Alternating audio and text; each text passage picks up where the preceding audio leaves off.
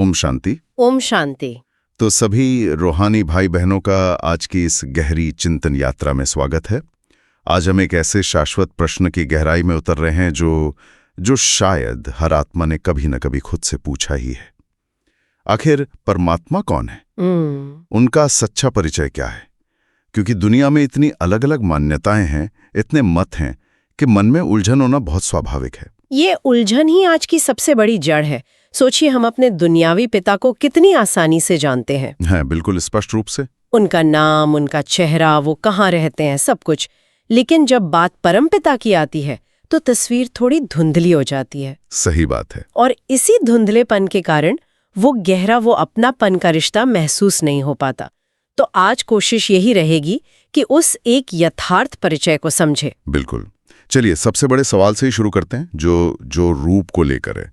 एक तरफ हम सुनते हैं कि परमात्मा निराकार है, उसका कोई रूप रंग नहीं। हाँ। लेकिन दूसरी तरफ भक्त सदियों से गाते आ रहे हैं कि आंखियां प्रभु दर्शन की प्यासी। ये तो एक विरोधाभास जैसा लगता है। अगर कोई रूप ही नहीं है तो दर्शन किसके करेंगे? ये एक बहुत ही सुंदर और बहुत गहरा सवाल है, और यहीं पर निराकार शब्द के सही अर्थ को समझना जरूरी है। देखिए, निराकार का मतलब बिना रूप के या फॉर्मलेस नहीं है। अच्छा। इसका सही अर्थ है बिना आकार के। मतलब उनका हम मनुष्यों या देवी देवताओं की तरह वो हाथ, पांव, नाक, कान वाला कोई स्थूल या सूक्ष्म शरीर नहीं है। यानी वो अशरीरी हैं। बिल्कुल, वो देह के आकार से परे हैं। ठीक है, तो अगर उनका कोई शारीरिक आकार नहीं है तो फिर उनका वास्तविक स्वरूप है क्या? क्या वो सिर्फ एक ऊर्जा है, एक एहसास? यहाँ पर बात बहुत सूक्ष्म हो जाती है। परमात्मा यानी परम आत्मा। परमात्मा, हाँ। जैसे हम सब आत्माएं एक ज्योति बिंदु है, एक पॉइंट ऑफ लाइट, वैसे ही परमपिता परमात्मा भी एक दिव्य ज्योति बिंदु है। उनका स्वरूप प्रकाश का एक अति अति सूक्ष्म अणु जैसा है। लेकिन वो हम आत्माओं से परम इसलिए हैं क्योंकि वो सुख के सागर हैं, ज्ञान के सागर हैं, और सबसे बड़ी बात, वो जन्म मरण के चक्र से, कर्मों के बंधन से हमेशा मुक्त रहते हैं। आपने दो बहुत भारी शब्द इस्तेमाल किए, जन्म मरण का चक्र और कर्मों का बंधन। आगे बढ़ने से पहले क्या हम इन्हें थोड़ा आसान भाषा में समझ सकते हैं? जरूर जरूर।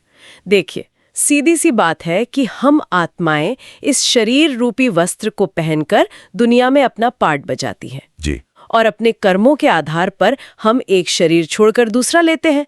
बस यही जन्म मरण का चक्र है। और कर्मों का बंधन? वो हमारे अच्छे बुरे कर्मों का एक खाता है जो हमारे सुख दुख का कारण बनता है। परमात्मा इन दोनों से ही परे हैं। वो कभी शरीर नहीं लेते, इसलिए वो इस चक्र से न्यारे हैं। तो उन्हें देखने के लिए इन चमड़े की आंखों की नहीं, बल्कि ज्ञान के दिव्य चक्षु, मतलब मन बुद्धि की जरूरत होती है। ये एक आंतरिक अनुभव है। ये एक बहुत बड़ा दावा है कि परमात्मा का एक ही स्वरूप है, ज्योति बिंदु। अगर ये सच है तो इसका कोई निशान, कोई यादगार दुनिया के दूसरे धर्मों में भी तो मिलनी चाहिए। और मिलती है। यही तो इस नजरिए का सबसे दिलचस्प पहलू है। अच्छा। भारत में ही देखिए, परमात्मा को जिस शिवलिंग के रूप में पूजा जाता है वो किसी देहधारी का प्रतीक नहीं, वो उसी ज्योति बिंदु स्वरूप का प्रतीक है। इसीलिए तो उन्हें विश्वनाथ, अमरनाथ, सोमनाथ कहा जाता है। वो किसी एक देश के नहीं, विश्व के नाथ हैं। ये कनेक्शन तो स्पष्ट है, लेकिन क्या और भी उदाहरण हैं? क्योंकि अगर सत्य एक है तो उसकी झलक हर जगह होनी चाहिए। बिल्कुल। ईसाई धर्म में तो सीधे सीधे कहा गया है, गॉड इज लाइट। परमात्मा ज्योति स्वरूप है। हाँ। और सिख धर्म के संस्थापक गुरु नानक देव जी ने भी एक निरंकार, मतलब बिना आकार वाले ज्योति स्वरूप का ही गुणगान किया है। ये एक बहुत दिलचस्प कनेक्शन है। लेकिन कोई ये भी तो कह सकता है कि ये शायद सिर्फ एक संयोग हो। संयोग नहीं, बल्कि भूली हुई स्मृति है। भूली हुई स्मृति? हाँ। जब सभी आत्माएं एक ही परमपिता की संतान हैं, तो आदिकाल में सबका ज्ञान भी एक ही था।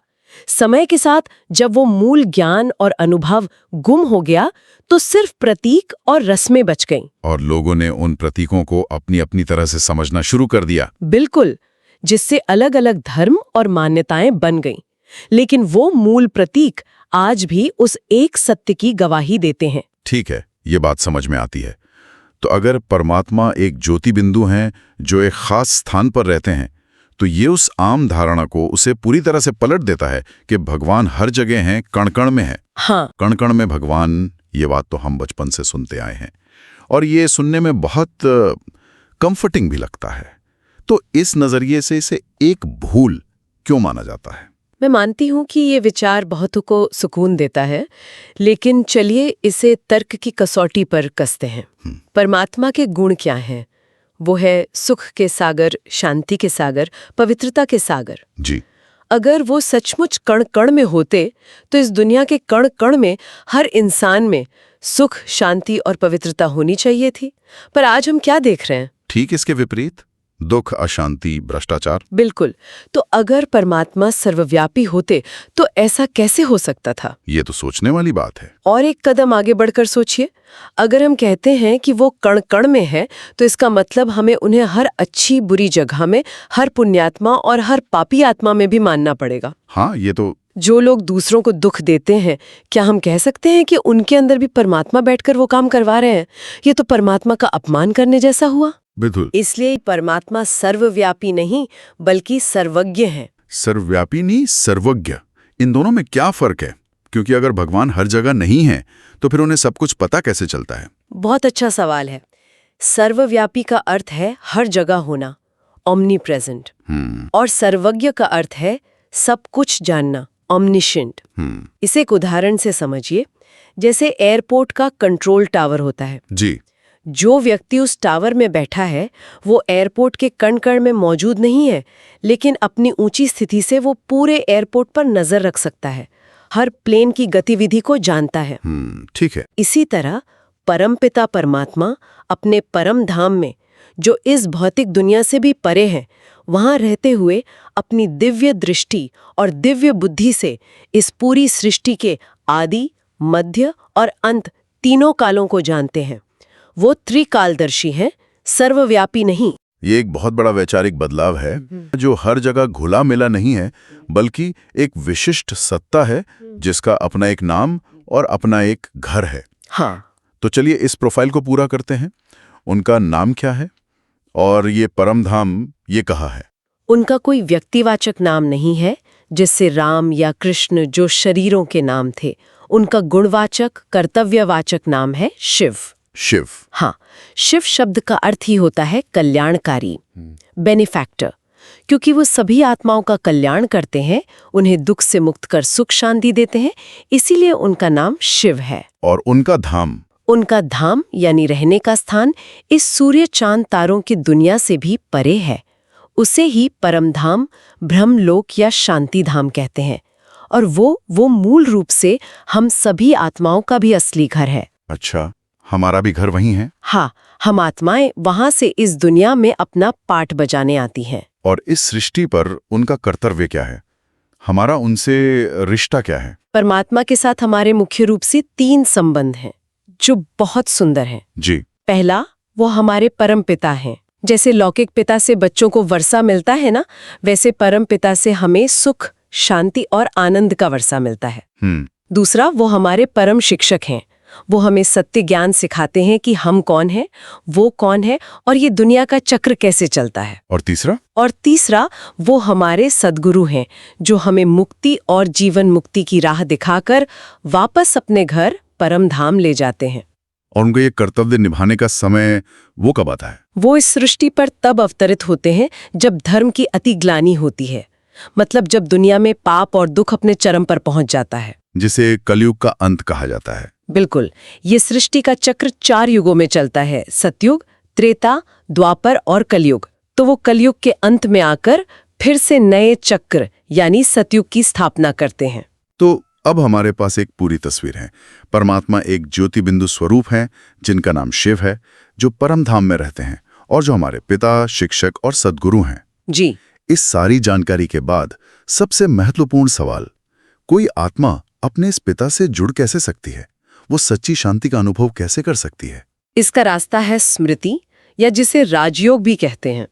यह मंदिरों में जाके मांगने या गुरुओं के सामने विनती करने से बिल्कुल अलग है। अच्छा? यह एक आंतरिक यात्रा है, जब हम खुद को ये देह नहीं बल्कि एक आत्मा, एक ज्योति बिंदु समझते हैं और फिर अपने मन बुद्धि को अपने परमपिता शिव की ओर लगाते हैं, जो शांति के सागर हैं। हाँ, जो शांति के सागर हैं, तो हमारा कनेक्शन सीधा उनसे जुड़ जाता है। जैसे एक तार सही सॉकेट में लगने से करंट खींच लेता है, वैसे ही आत्मा अपनी स्मृति से परमात्मा से शक्तियां खींचती है। इसे थोड़ा और खोलते हैं। ये स्मृति या याद सामान्य प्रार्थना या मेडिटेशन से कैसे अलग है? प्रार्थना में अक्सर एक मांगने का भाव होता है। हे भगवान, मुझे ये दे दो, मेरी ये मुश्किल दूर कर दो। हाँ, यही होता है। यहाँ अधिकार का भाव है। ये एक बहुत बड़ा फर्क है। पिता की संपत्ति पर बच्चे का अधिकार होता है ना? वो भीख नहीं मांगता। सही बात है। जब हम परमात्मा को अपने पिता के रूप में याद करते हैं, तो हम उनके सुख शांति के खजाने पर अपना जन्म सिद्ध अधिकार जमाते हैं। यानी हे ईश्वर, मुझे शांति दो कहने के बजाय मन की स्थिति ये होनी चाहिए कि मैं एक शांत स्वरूप आत्मा हूँ और मैं अपने पिता शांति के सागर से जुड़कर अपनी शांति की शक्ति को फिर से चार्ज कर रही हूँ। बिल्कुल यही। ये तो सोच के स्तर पर ही एक बहुत बड़ा बदलाव है। बिल्कुल। ये मांगने का नहीं, बल्कि जुड़ने और अनुभव करने का संबंध है। ये कोई कर्मकांड नहीं, ये मन की एक स्थिति है। और इस स्मृति का अभ्यास करने से ही धीरे धीरे जीवन में परिवर्तन आने लगता है। आत्मा शक्तिशाली बनती है। हाँ, और बाहरी परिस्थितियों का उस पर असर कम होने लगता है। सच्ची शांति का अनुभव इसी अधिकारपूर्ण संबंध से होता है। आज का ये चिंतन वाकई मन को बहुत स्पष्टता और एक तरह का सुकून दे रहा है। परमात्मा कोई दूर की समझ से परे की शक्ति नहीं, बल्कि हमारे सबसे अपने, सबसे करीब हमारे परमपिता, परम शिक्षक और सद्गुरु हैं। वो एक ज्योति बिंदु हैं, शांति धाम के वासी हैं और हम मन बुद्धि से कभी भी उनसे जुड़ सकते हैं। सिर्फ ये जानना ही अपने आप में एक बहुत बड़ा सहारा है। बिल्कुल। और आज सभी के लिए मनन करने का एक विचार ये है जी, अगर हम सचमुच सिर्फ एक दिन के लिए इस एक स्मृति में स्थित होकर अपना जीवन जिए कि मैं ये शरीर नहीं बल्कि एक आत्मा हूं और परमपिता परमात्मा मेरे सबसे प्रिय पिता हैं, तो इस एक विचार से हमारे कर्मों में, हमारे रिश्तों में और जीवन की हर छोटी बड़ी परिस्थिति को देखने के हमारे नजरिए में क्या-क्या परिवर्तन आ सकता है। एक बहुत गहरा विचार। बिल्कुल। आज हमने परमात्मा के परिचय को गहराई से जाना। अगली कड़ी में हम परमात्मा क्या करते हैं और क्या नहीं करते, उनके दिव्य कर्तव्य के इस विषय को गहराई से समझने का प्रयास करेंगे। तब तक के लिए ओम शांति। ओम शांति।